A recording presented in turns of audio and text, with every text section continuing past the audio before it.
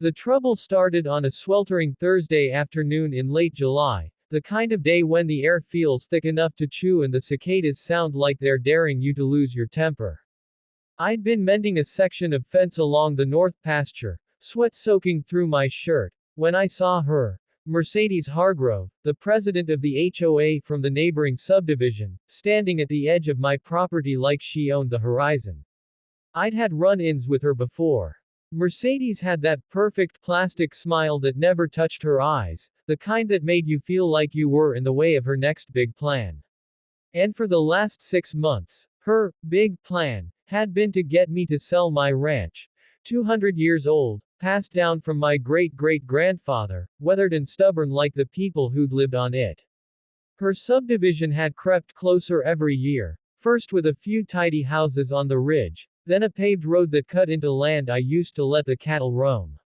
I'd ignored the letters at first, official-looking envelopes from the HOA, then glossy pamphlets promising I could transition into a modern community lifestyle.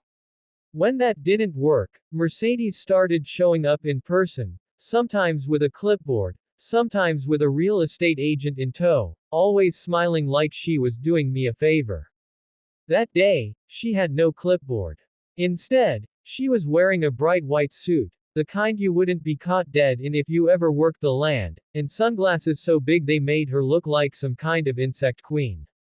I set down my tools, walked over, and stayed on my side of the fence. "Afternoon," I said, wiping my brow with the back of my glove. She tilted her head like she'd just spotted a stray dog. "We need to talk, Nathan. I've made a very generous offer through the association, and you haven't responded." "I have responded," I told her. My response was no. Her smile didn't budge. "You're being stubborn. The board has decided it's in everyone's best interest if this land is put to better use. The new development plans. I'm not interested in your plans." I cut her off, keeping my voice even. "This ranch isn't for sale. Not now, not ever." Something flickered behind those glasses, a twitch in her jaw. She took a step forward, her heels sinking slightly into the dirt. "You don't understand. This isn't just about you. This community is growing, and we need the space. Your land is prime property, and quite frankly, you're sitting on a gold mine. You'd be smart to take the offer before circumstances change." That last part stuck with me, before circumstances change. It wasn't the first time she'd hinted at some kind of pressure, but I'd chalked it up to empty threats. I shrugged. "I'm fine with my circumstances just the way they are." She was quiet for a long second. Then, in one of those surreal moments where the world seems to tilt sideways, Mercedes reached into her jacket. I thought maybe she was going to pull out some paperwork or another one of those awful brochures. But it wasn't paper. It was a small, silver handgun. I froze. She held it low, not pointing it directly at me, but her hand was steady. The cicadas seemed to stop. I could hear my own heartbeat, and the air got even heavier, like the day was pressing down on me. "You're going to sign," she said softly. No smile now. No WA president voice. Just cold steel in her tone to match what was in her hand. I glanced at the fence between us, the 30 feet of dry grass, the fact that I was unarmed and standing in the open. I knew better than to make a sudden move. My father's voice echoed in my head from decades ago. "Don't give a rattlesnake a reason to strike." I kept my hands visible. "You're out of your mind, Mercedes.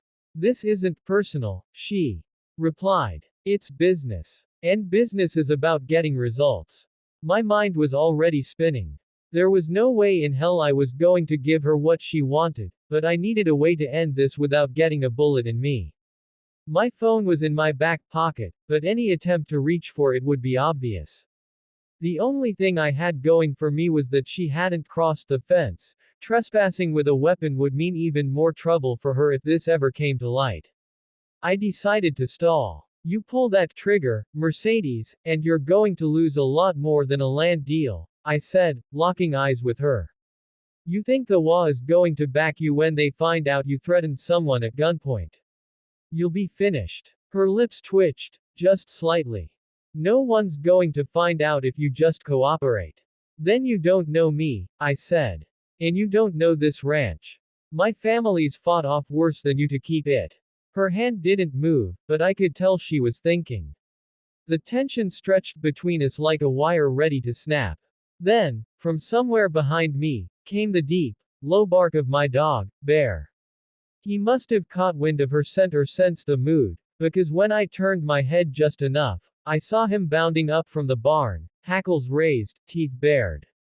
Mercedes's eyes flicked toward him, just for a second, but it was enough.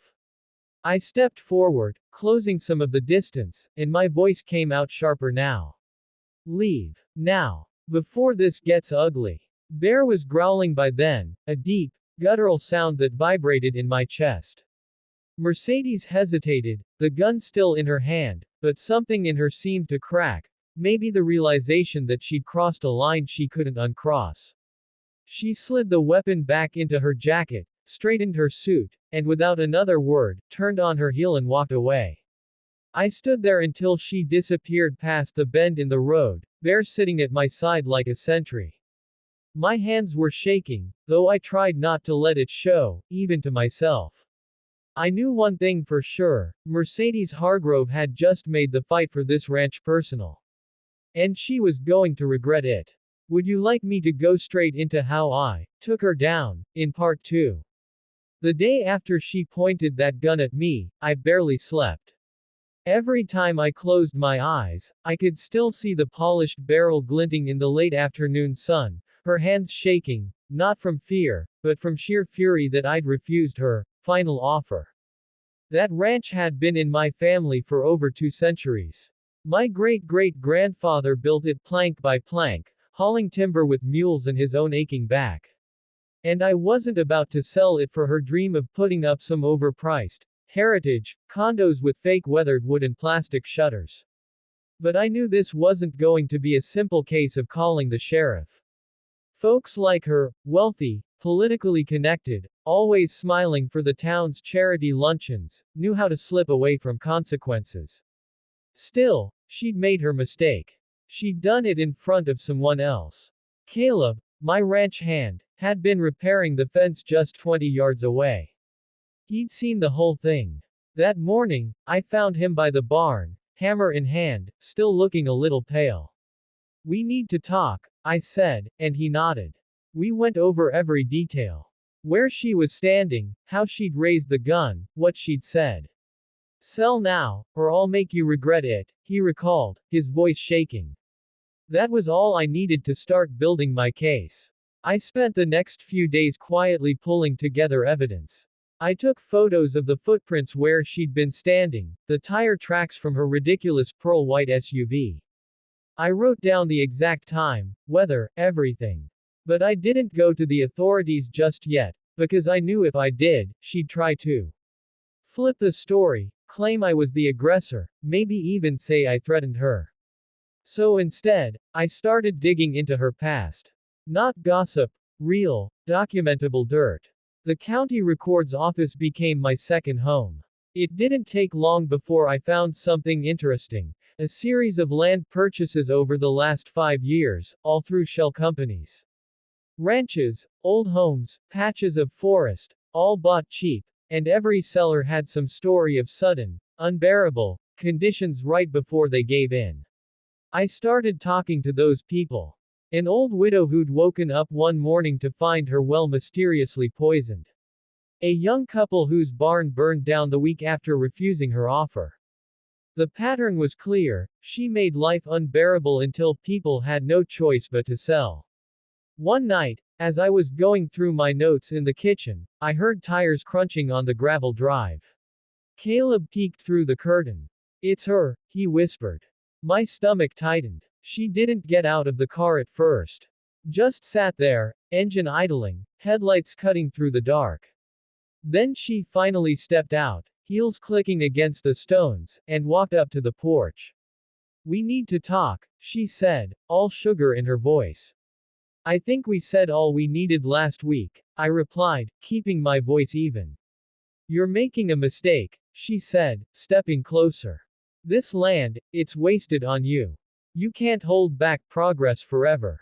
I almost laughed. Progress. You mean lining your pockets. That's when the sweetness dropped. You think people are on your side, but when you're gone, no one will remember you. They'll remember the community I built here. And then she left. No gun this time, just words, but the threat was clear. The very next day, I filed a police report. This time, I didn't go empty-handed.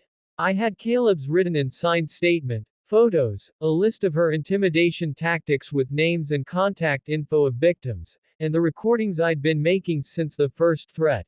Yes, including that visit the night before. The sheriff listened carefully. He'd known me for years, and while he didn't say it outright, I could tell he believed me. Still, he warned it wouldn't be quick. People like her could drag things out in court for years. But that was fine by me. I had patience, and I had the truth.